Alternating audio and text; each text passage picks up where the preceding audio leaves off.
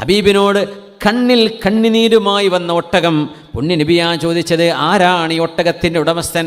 അൻസ്വാരിയായൊരു ചെറുപ്പക്കാരൻ. അനയാ റസൂലല്ലാ, ഞാനാണ് നബിയേ.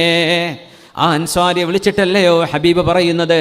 നമ്മൾ ആലോചിക്കണം, മനുഷ്യനെ കൊണ്ട് പണിയെടുപ്പിക്കുമ്പോൾ അവരെ കൊണ്ട് ചെയ്യാൻ കഴിയാത്തത്, പ്രയാസമുള്ള ജോലി ചെയ്യിപ്പിക്കരുത് എന്ന് പഠിപ്പിക്കുകയാണ് ഇവിടെ നബി തങ്ങൾ. അടുത്തേക്ക് വരൂ സഹോദര, ഈ ഒട്ടകം എന്നോട് പരാതി പറയുന്നു, ഈ ഒട്ടകത്തിനെ നിങ്ങൾ അതിൻ്റെ നേരത്തെ ഭക്ഷണം കൊടുക്കുന്നില്ല എന്ന്, അതിനെക്കൊണ്ട് ചെയ്യാൻ പറ്റാത്തത് നിങ്ങൾ ഭാരമുള്ള ജോലികൾ എടുപ്പിക്കുന്നുവെന്ന്.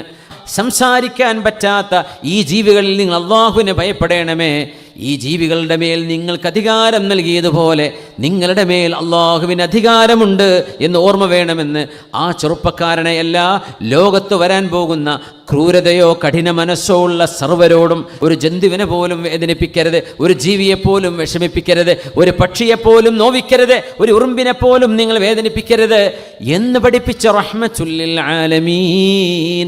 അതുകൊണ്ടാണ് മനുഷ്യർക്ക് മാത്രമല്ല ഹബീബായ നബി തങ്ങളുടെ വരവോടുകൂടെ ലോകങ്ങൾക്കാണ് അല്ലാഹു റഹ്മത്ത് നൽകിയിരിക്കുന്നത്. ആ റഹ്മത്തിൻ്റെ വസന്തമാണ് നമ്മൾ അനുഭവിക്കുന്നത്.